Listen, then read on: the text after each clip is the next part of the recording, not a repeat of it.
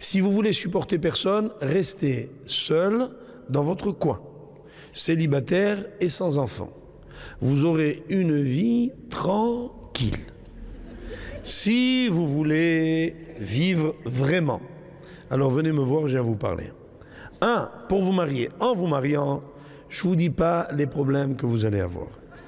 C'est épouvantable. Il n'y a rien de pire que le mariage. Surtout, ne vous mariez pas. Si vous êtes égoïste. Si maintenant, vous voulez réussir votre vie. Et mieux, et c'est là où nous allons arriver au deuxième chidouche de la soirée. C'est une soirée, moi j'en ai, je dis pas, 140, j'ai de rythme cardiaque actuellement. Parce que j'en crois pas mes oreilles. Ce que je suis en train d'entendre. C'est que finalement, on apprend que c'est grâce à l'autre que moi je suis heureux. Mais que pour arriver à ce bonheur, il faut prendre la décision la plus folle de la vie, celle de se consacrer aux autres. Ça veut dire que celui qui se marie, comme nous l'avons dit dans nos cours précédents, pour être heureux, lui, il se trompe s'il n'a pas compris que pour être heureux, il fallait qu'il supporte l'autre. C'est comme ça que tous les couples échouent. Tous. Je n'en connais pas un qui n'ait pas échoué en ayant respecté ce théorème. Alors tous ceux qui veulent recommencer leur couple, rebâtir, même si c'est les mêmes, on prend les mêmes et on recommence, c'est possible. C'est possible, dès lors qu'on sait pourquoi. Je veux dire, ce soir, en rentrant chez vous, vous allez vous supporter. Et le meilleur moyen de se porter, c'est de supporter. Regardez ce qui se passe dans la tête d'un, ou on peut dire aujourd'hui, d'une célibataire, qui vit chez ses parents. Vivre chez ses parents, c'est très confortable. Généralement, on n'a pas trop de soucis matériels, on est dorloté, peut-être même gâté, on s'occupe de nous, on n'a pas de décision à prendre, mais ça ne nous plaît pas. Je ne sais pas si vous avez remarqué, hein, les célibataires qui sont là. C'est un peu lourd d'être célibataire. Pourquoi? Parce qu'on subit ses parents. C'est eux qui décident, c'est eux qui donnent le ton, et moi je suis comme un imbécile. J'aime pas. Moi j'ai envie d'être autonome. J'ai envie quoi? J'ai envie de me retrouver moi-même. Et chose étrange, l'homme ne se retrouve pas lui-même quand il est en prat, c'est-à-dire en particulier. L'homme seul, particulier, ne se retrouve pas lui-même. Quelle est l'aspiration naturelle de l'homme? Que, évidemment, des données culturelles peuvent contrarier, c'est ce qui se passe dans nos sociétés. C'est d'aspirer, donc s'il n'a pas été pollué par ce milieu, il va dire, ben moi aussi j'ai envie de fonder ma famille. Pourquoi généralement on fonde sa famille? Réfléchissez 2 minutes. La plupart des gens fondent leur famille pour pouvoir se retrouver eux-mêmes. Ça veut dire que chez moi, au moins, je ferai comme je veux. Genre, si j'aime pas les boulets dans le couscous, ben j'en ferai pas. C'est quand même des choses importantes, ça.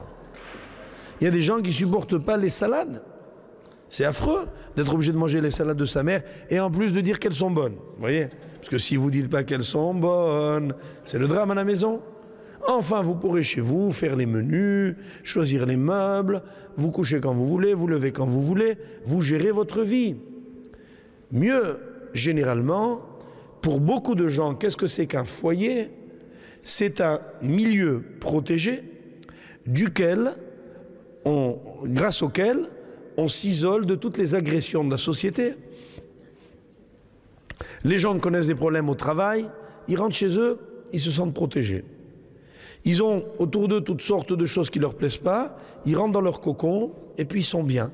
Dans sa maison, qu'elle soit grande, qu'elle soit petite, sa femme, qu'elle soit belle, qu'elle soit vilaine, qu'elle soit grande, qu'elle soit petite, on est bien, on est chez nous, on est ensemble. Oui, ça, c'est le mariage tel qu'il est vu par la plupart des gens.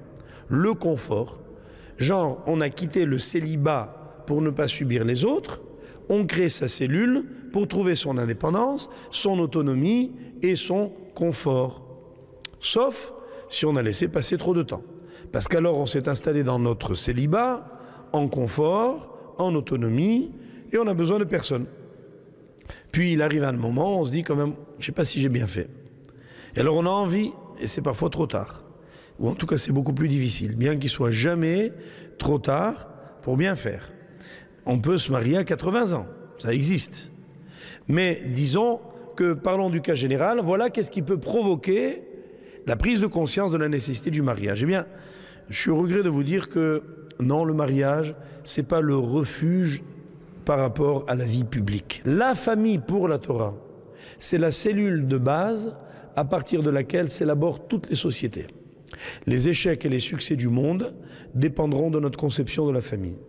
Moi, pas plus tard encore qu'aujourd'hui où j'ai été reçu par un ministre, je ne répéterai jamais assez à la société d'aujourd'hui qu'elle cherche vainement les raisons de son échec. Je crois qu'il y en a une essentielle, c'est la disparition des familles. Et si on ne fait rien pour que dans le monde autour de nous, il y ait une prise de conscience collective, politique, globale, de l'urgence de remembrer les familles, de leur redonner un ciment sans qu'elles soient étouffantes. On confond, on croit généralement que la famille, c'est seulement, on va le voir, quand j'arriverai dans le prochain cours, si Dieu veut, à la façon d'éduquer. Vous serez surpris, je dis bien surpris, par l'ouverture de la Torah, par la modernité de la Torah sur le plan éducatif. C'est invraisemblable ce qu'ont écrit nos maîtres il y a 2000 ans. Avant les théories dites modernes, on a déjà tout dit. Eh bien, vous réaliserez que d'abord, le fondement de tout, c'est cette fameuse famille. Pourquoi? Parce qu'en fait, en étant famille, on va essayer de faire en sorte que la Shekhinah réside. Où la Shekhinah, cette fameuse présence divine, réside-t-elle? Elle réside là où il y a un acte de générosité. Olam chesed ibane. Comment Dieu a bâti le monde? Il l'a bâti sur le chesed, c'est-à-dire la relation d'altérité, sur l'amour. Quand un homme et une femme s'épousent, que font-ils? Contrairement à ce qu'on croit, ils ne font que renoncer à une partie d'eux-mêmes.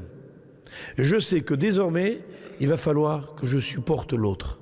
Eh bien, pour nous dans la Torah, il n'y a pas de geste plus beau. C'est tout. La beauté dans la vie, c'est pas d'être magnifiquement seul, c'est d'être tristement ensemble. D'accord?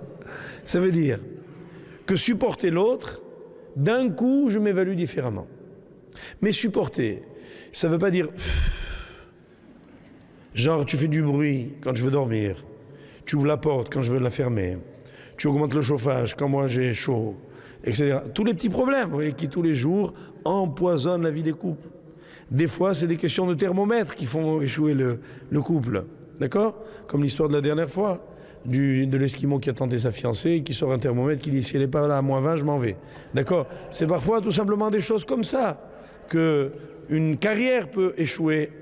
Oui? Pourquoi? Parce qu'on a appris à supporter. Mais la patience a des limites. Non, je ne parle pas de ça. Je ne veux pas dire supporter l'autre dans le sens être patient, c'est-à-dire comprendre tout simplement qu'un être humain peut être différent de nous et que le recevoir et l'accepter tel qu'il est, c'est la base de la fondation d'un couple. Celui qui dit « moi je ferai de ma femme ce que je veux », celle qui dit « je ferai de mon mari ce que je veux », je peux déjà vous dire que leur couple sera un échec. Il y a des échecs qui tiennent longtemps, on peut durer 20 ans, mais c'est un échec. Dans le fond, je crois qu'au contraire, le respect de l'autre, c'est le fondement de cet amour.